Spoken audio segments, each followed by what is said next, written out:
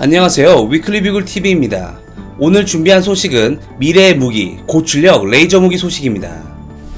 레이저는 산업용 절단기, 레이저 포인트, 거리 측정 등 다양한 분야에서 활용되고 있습니다.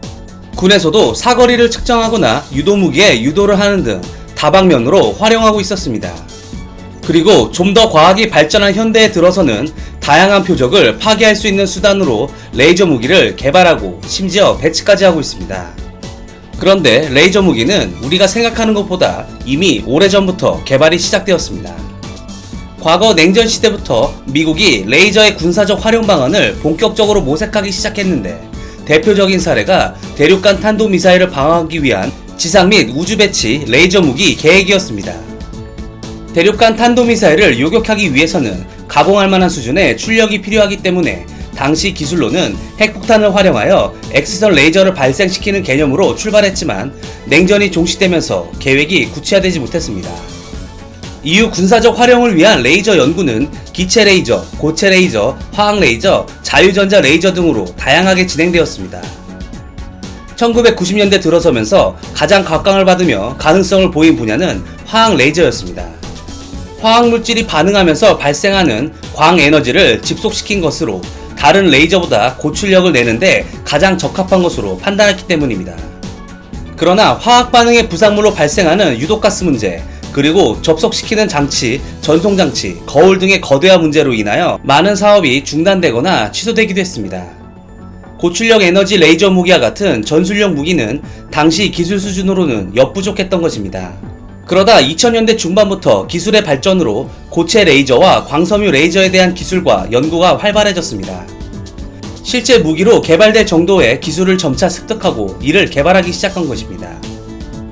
이처럼 2000년대 들어서 기술의 발전과 이를 무기로 개발할 수 있다는 확신이 서면서 실용 레이저 무기를 개발하고자 하는 노력이 오늘날까지 이어지고 있으며 실제 그 결과물들이 속속 등장하고 있습니다. 우리나라를 비롯한 국방 선진국들은 모두 레이저 무기 개발에 열을 올리고 있습니다. 그 이유는 무엇일까요? 이를 크게 세 가지로 정리해 볼 수 있습니다. 첫째는 레이저 기술의 성숙입니다. 레이저 기술의 발전으로 화포를 대체할 수 있는 꿈의 무기로 레이저를 바라보게 했습니다. 화약을 이용해 탄두나 폭발로 적을 제압하는 아주 오래된 메커니즘에서 벗어나 레이저가 전쟁의 판도를 바꿀 수 있는 게임 체인저 또는 미래의 무기와 군사력의 키라고 판단한 것입니다. 둘째로는 저비용으로 운영할 수 있다는 것입니다. 이미 민수시장에서는 상업용 고성능 레이저들이 널리 퍼져 있으며 이를 통해 그 가능성도 쉽게 파악할 수 있습니다. 이런 상용 기반의 레이저를 무기에도 쉽게 활용할 수 있게 됨에 따라 저렴한 가격으로 조달이 가능하게 되었습니다. 또한 레이저 무기가 한번 발사하는 데 드는 비용이 현재 널리 쓰이는 미사일, 대포 등과 비교도 안 될 만큼 저렴하기 때문에 개발에 집중하고 있는 것입니다. 셋째, 레이저 무기의 실용화를 필요로 하는 전술적 전략적 전장 환경이 도래했다는 점입니다. 대테러전이 촉발된 2000년대는 핵미사일 위협뿐 아니라 비정규 무력 집단에 의한 대규모 테러 공격 등의 위협이 지금까지도 날로 커지고 있으며 이러한 공격이 동시다발적으로 발생할 수 있고 이를 우리가 아는 보편적인 대공 방어 체계인 지대공 미사일로 방어하기에 한계가 있다는 것입니다. 특히 근래에 들어 조잡한 드론을 이용한 게릴라성 전술 공격도 빈번하게 일어나고 있기 때문에 레이저 무기가 이러한 변칙적인 위협에 대하여 효과적으로 대응할 수 있을 것이란 기대가 커졌고 실용화를 촉진시킨 배경이 되었습니다. 미국은 이런 레이저 무기 개발의 선두주자로 볼 수 있습니다.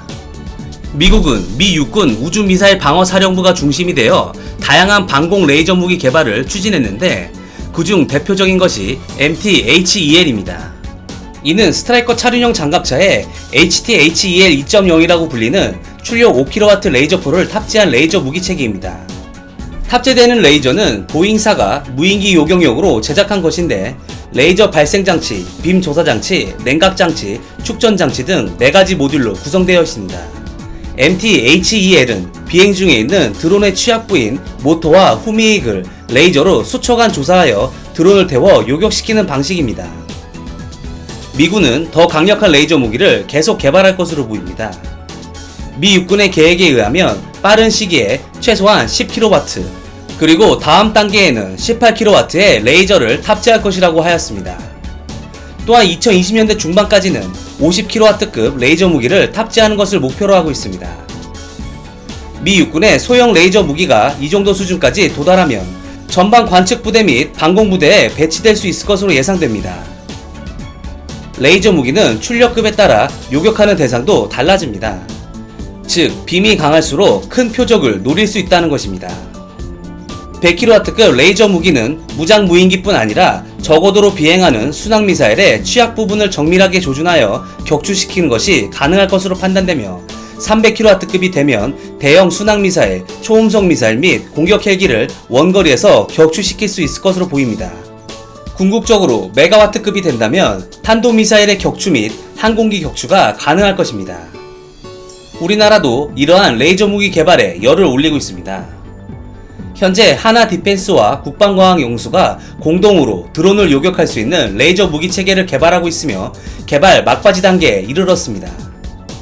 사우디 왕세자도 우리의 레이저 무기 시연을 관람하고 갈 정도로 다른 나라에서 벌써부터 관심을 가지고 있을 정도입니다. 하나 관계자는 현재 개발 중인 레이저 대공 무기는 육지에 설치할 예정이지만 향후 함정, 전투기 등에 설치할 수 있도록 지속적인 개발을 할 계획이라면서 레이저의 타격거리를 좌우하는 고출력 레이저 기술도 계속 발전시켜 나아갈 것이라고 밝혔습니다. 우리 군 당국은 올해부터 약 900억 원을 투자해 2023년까지 레이저 무기를 개발 완료 및 전력화를 목표로 개발에 매진하고 있습니다. 또한 군 당국은 진화적 개발 전략 개념을 레이저 무기에 도입해 전투기 및 위성까지 요격할 수 있도록 성능을 지속해서 향상해 나갈 예정입니다. 이는 지금의 안티 드론용에서 더욱 발전된 체계인 미사일과 위성까지 요격하고 전투기 등에도 탑재할 수 있도록 개발한다는 의미입니다. 과거 미국에서 YAL-1이라고 불린 ABL이란 무기가 있었습니다.